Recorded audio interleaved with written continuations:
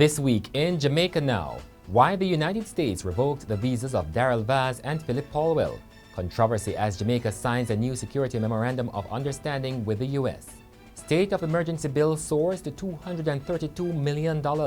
Tragedy. A 7-year-old boy is killed as a garbage truck crashes and overturns on him.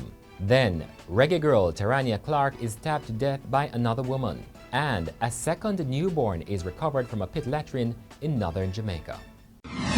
I'm Damian Mitchell, and this is Jamaica Now. It was the stunner this week, the United States of America revoking the visas of Government Minister Daryl and opposition MP Phillip Paulwell. Vaz, in a statement, said the U.S. Embassy reported that since issuing the visa, it has received information that the minister may be ineligible. Meanwhile, in a statement posted on his Facebook page, Paulwell said no reason was provided for the revocation of his visa. The Kingston Eastern MP said he is now in Cuba attending an anti-imperialist conference and would be in contact with the U.S. Embassy in Kingston on his return to Jamaica. In the meantime, Mr. Vaz says he has already started the process of appealing. And he says if the visa is not restored on appeal, he will resign from the cabinet as his work would be impeded. In the meantime, there are reports that the visas of several police personnel have also been cancelled. And pressure is mounting on the government to make public a court ruling on the controversial so-called Secret Memorandum of Understanding between the previous administration and the United States. The Minister of National Security, Dr. Horace Chang, told the Parliament that the court found that the ruling was unlawful, inadequate, and unsatisfactory. The ruling was handed down early last year after the government made an application before the Supreme Court. However, the government had never announced the court ruling before last week. In Parliament this week, the opposition demanded that the ruling be made public. But the government insisted that it should remain private because of national security implications. In the meantime, Dr. Chang says the government has now signed a new security information sharing MOU with the United States. Taxpayers have forked out at least $232 million in a soaring bill for the states of public emergency since last year. However, the amount could be higher as some costs have not yet been provided. Meals and accommodation cumulatively account for $186 million. $23.3 million was for portable toilets. St. James, Hanover, Westmoreland, Clarendon, St. Catherine, and St. Andrews South are all under states of public emergency. In another major story this week, police investigators have arrested a woman in connection with the murder of Reggae Girl Tarania Clarke. The 20-year-old was stabbed to death in Halfway Tree St. Andrew on Thursday night, allegedly by her friend. The police say they had an altercation over a cell phone. The incident has left Clarke's family and the local football fraternity in shock. I said to her, where you go again? And she laughed.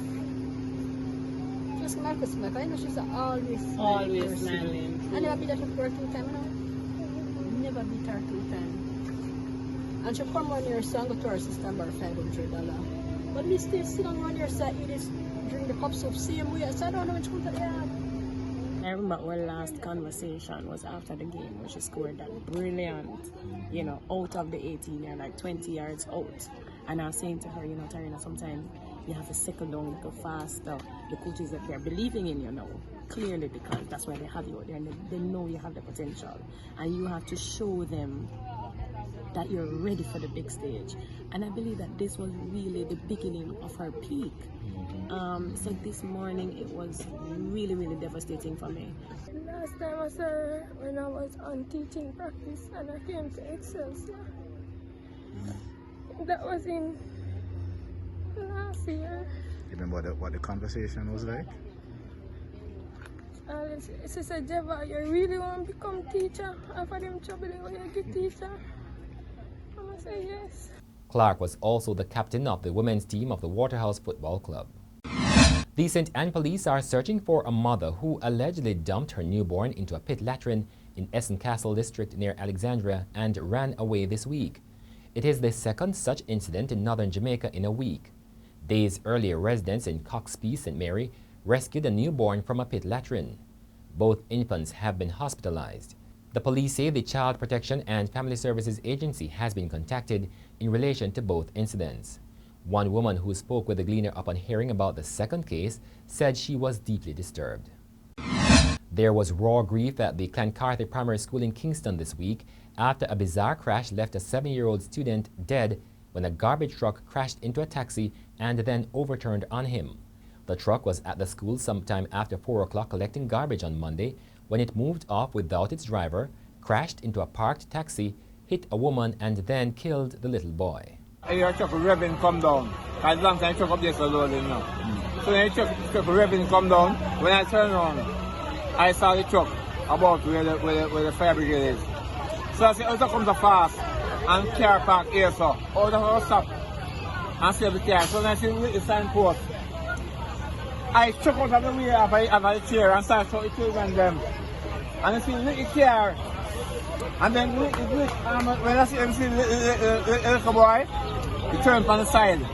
The boy's relatives rushed to the scene, inconsolable.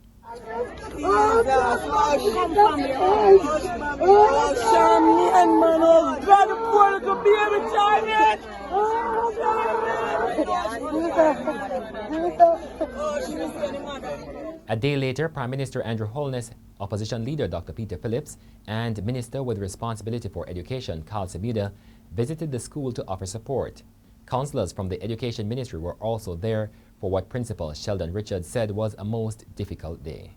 What was most difficult for us is that they would not leave the area where the accident happened. They spent many of them spent most of their lunchtime just looking at the area. Students from the University of Technology Jamaica, UTech, descended on the Education Ministry on Thursday over the suspension of classes for 5 days as lecturers pressed their demand for outstanding pay. The students were met by the Minister with responsibility for education, Carl Semuda. The students told him that they were being severely impacted by the protest of the lecturers.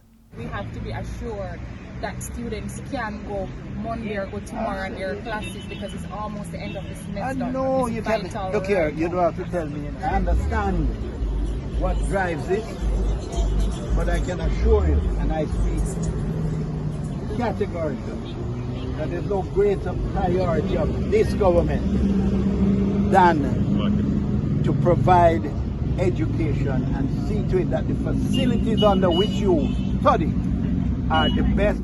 UTech academic staff are upset about the university's failure to pay outstanding funds in a near decade-long salary dispute. Workers received the first tranche of back pay in July and expected payouts to be made in 2 other phases in October 2019 and April-May 2020. The government says it cannot fund all the money that the teachers are demanding at this time. And that's it for this edition of Jamaica Now, your weekly review of the big news stories. Send us your comments at onlinefeedback@gleanerjm.com. You may tune in to Power 106 FM for regular updates. Follow us on Instagram and Twitter at Jamaica Gleaner and on Facebook at Gleaner Jamaica. I'm Damian Mitchell, and before we go, more from the Clancarthy Primary School following the fatal crash involving a garbage truck. So from a safety and security perspective, all Jamaican parents should feel that their government will do what is necessary to ensure the safety of their children while in school. So there are many elements just from a cursory examination that I think we could start exploring, such as setting collection times that do not overlap with school times, ensuring that there is a service level standard set in the contracts for garbage collections so that you can regulate the state of repair of the trucks that are used to collect garbage, and many other areas that I think myself and the Minister of Education and the Minister of State will look at along with the technical professionals of the Ministry of Education. As I said, it's a real tragedy, but we also have a duty to prevent these.